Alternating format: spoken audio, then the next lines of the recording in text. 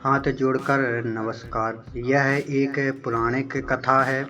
भगवान भोलेनाथ और माँ पार्वती जी से प्रार्थना है कि आप सभी की मनोकामनाएं पूर्ण हो जाएं। चलो कथा की ओर बढ़ते हैं। आप हमारे साथ बने रहिए। सोमवार की कथा के अनुसार जोधापुर नगर में एक धनी सेठ रहता था। दूर दूर तक उसका व्यापार फैला हुआ था। नगर में उस सेठ का सभी लोग मान सम्मान करते थे। इतना सब कुछ होने पर भी वह सेठ अंतर मन से बहुत दुखी था। उनके कोई पुत्र नहीं था। पुत्र पाने की इच्छा से वह व्यापारी प्रति सोमवार भगवान शिव की व्रत पूजा किया करता था। शाम काल को व्यापारी शिव मंदिर में जाकर भगवान शिव के सामने घी का दीपक जलाया करता था। उस व्यापारी की भक्ति देखकर एक दिन पार्वती जी ने भगवान शिव से कहा, हे प्राणनाथ, यह व्यापारी आपका सच्चा भक्त है। कितने दिनों से यह सोमवार का व्रत और पूजा नियमित कर रहा है। भगवान आप इस व्यापारी की मनोकामनाएं अवश्य पूर्ण करें।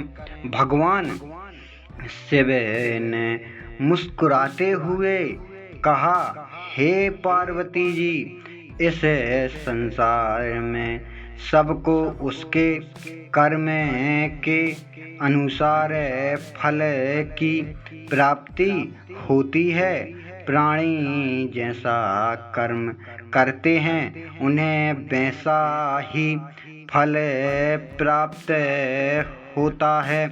इसके बावजूद पार्वती जी नहीं मानी। उन्होंने आग्रह करते हुए कहा, नहीं प्राणनाथ, आपको इस व्यापारी की इच्छा पूरी करनी ही पड़ेगी। यह आपका अनन्य भक्त है।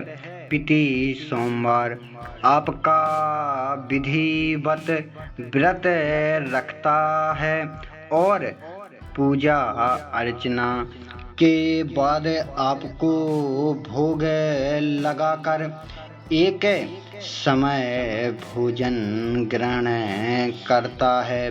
आपको इसे पुत्र प्राप्ति का वरदान देना ही होगा।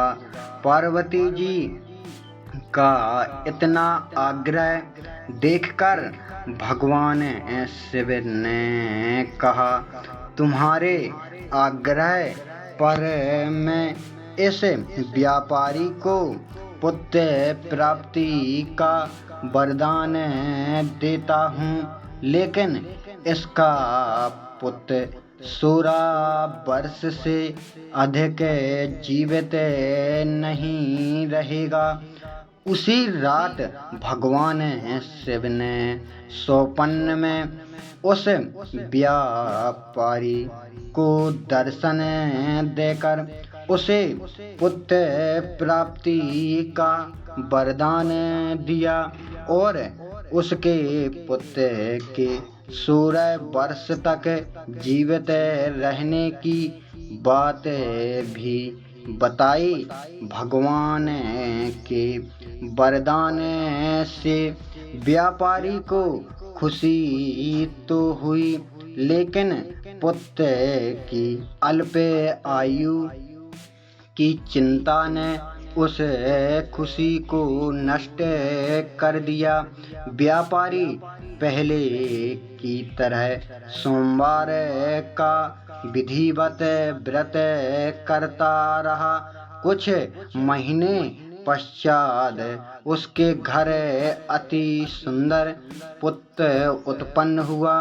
पुत्र जन्म से व्यापारी के घर में खुशियाँ भर गईं। बहुत धूमधाम से पुत्र जन्म का समारोह मनाया गया। व्यापारी को पुत्र जन्म की अधिक खुशी नहीं हुई, क्योंकि पुत्र की अल्प आयु रहस्य का पता था। यह रहस्य घर में किसी को नहीं मालूम था। विद्वान ब्राह्मणों ने उस पुत्र का नाम अमर रखा। जब अमर 12 वर्ष का हुआ तो शिक्षा के लिए उसे वाराणसी भेजने का निश्चय हुआ।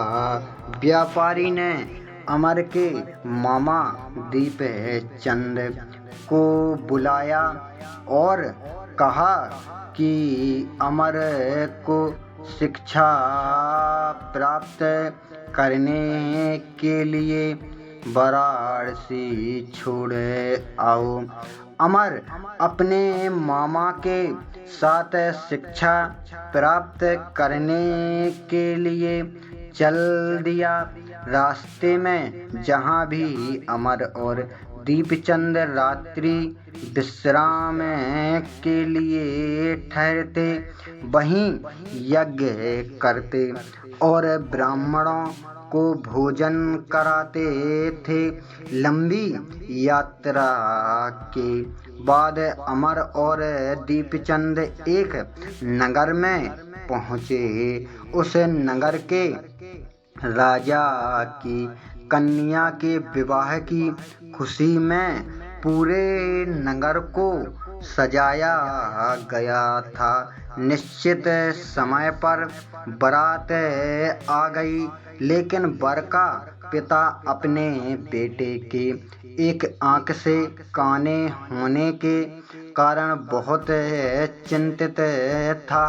उसे इस बात का भय सता रहा था कि राजा को इस बात का पता चलने पर वह कहीं विवाह से इनकार न कर दे, इससे उसकी बदनामी होगी। वर के पिता ने अमर को देखा तो उसके मस्तिष्क में एक विचार आया। उसने सोचा, क्यों ना इस लड़के को दूल्हा बनाकर राजकुमारी से विवाह करा दूं।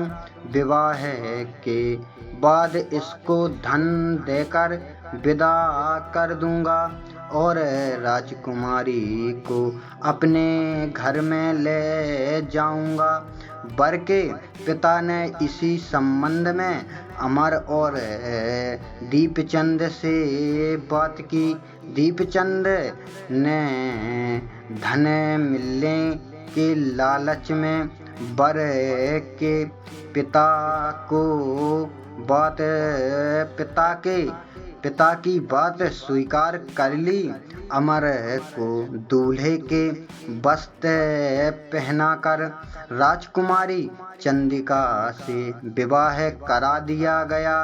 राजा ने बहुत सा धन देकर राजकुमारी को विदा किया।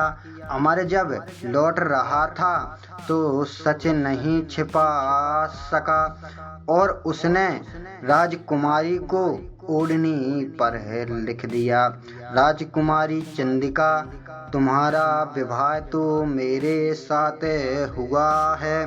मैं तो वाराणसी में शिक्षा प्राप्त करने जा रहा हूँ, क्योंकि शिव जी ने मेरे पिताजी को वरदान दिया था कि जो भी तुम्हारी संतान होगी वह 16 वर्ष की आयु में मृत्यु हो जाएगी। धन के लालच में शादी कर ली। अब तुम्हें जिस नवयुवक की पत्नी बनाना पड़ेगा बना लो।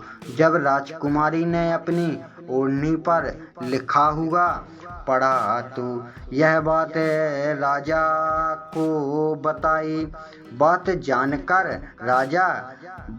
जानकर राजकुमारी को महल में रख लिया। उधर अमर अपने मामा दीपचंद के साथ वाराणसी पहुंच गया। अमर ने गुरुकुल में पढ़ना शुरू कर दिया। जब अमर की आयु 16 वर्ष पूरी हुई तो उसने एक यज्ञ किया। यज्ञ की समाप्ति पर ब्राह्मणों को भोजन करवाया और खूब अन्न वस्त्र दान किए। रात को अमर अपने शय्यान कक्ष में सो गया। शिव के वरदान के अनुसार शय्यानावस्था में ही अमर के प्राण पखेरु उड़ गए। सूर्य उदय पर मामा अमर को मृत देखकर रोने पीटने लगा। आसपास के लोग भी एकत्रित होकर दुख प्रकट करने लगे। मामा के रोने का विलाप करने के स्वर समीप से गुजरते हुए भगवान शिव और माता पार्वती ने भी सुने। पार्वती जी ने भगवान से कहा, प्राणनाथ, मुझसे इसके रोने के स्वर सहन नहीं हो रहे हैं। आप इस व्यक्ति के कष्ट आवश्यक दूर करें।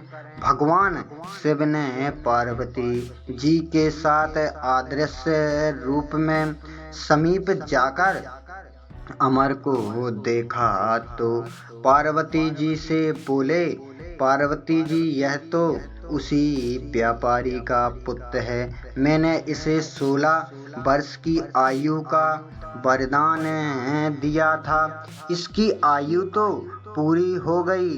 पार्वती जी ने फिर भगवान शिव से निवेदन किया, हे प्राणनाथ, आप इस लड़के को जीवित करें, नहीं तो इसके माता पिता पुत्र की मृत्यु के कारण रो रो कर अपने प्राणों का त्याग कर देंगे। इस लड़के का पिता तो आपका परम भक्त है। वर्षों से सोमवार का व्रत करते हुए आपको भोग लगा रहा है। पार्वती जी के आग्रह करने पर भगवान शिव ने उस लड़के को जीवित होने का वरदान दिया और कुछ ही पल में वह जीवित होकर उठ बैठा। शिक्षा समाप्त करके अमर मामा के साथ अपने नगर की ओर चल दिए। दोनों चलते हुए उसी नगर में पहुँचे जहाँ अमर का विवाह हुआ था। उस नगर में भी अमर ने यज्ञ का आयोजन किया। समीप से गुजरते हुए नगर के राजा ने यज्ञ का आयोजन देखा। राजा ने अमर को तुरंत पहचान लिया। यज्ञ समाप्त होने पर राजा अमर और उसके मामा को महल में ले गए और कुछ दिन उन्हें महल में रखकर बहुत सा धन वस्त्र देकर राजकुमारी को साथ विदा किया। रास्ते में सुरक्षा के लिए राजा ने बहुत से सैनिकों को भी साथ भेजा। दीपचंद ने नगर में पहुंचते ही एक दूत को घर भेजकर अपने आगमन की सूचना भेजी। अपने बेटे अमर के जीवित वापस लौटने की सूचना से व्यापारी बहुत प्रसन्न हुआ। व्यापारी ने अपनी पत्नी के साथ स्वयं को एक कमरे में बंद कर रखा था। भूखे प्यासे रहकर व्यापारी और उसकी पत्नी बेटे की प्रतीक्षा कर रहे थे।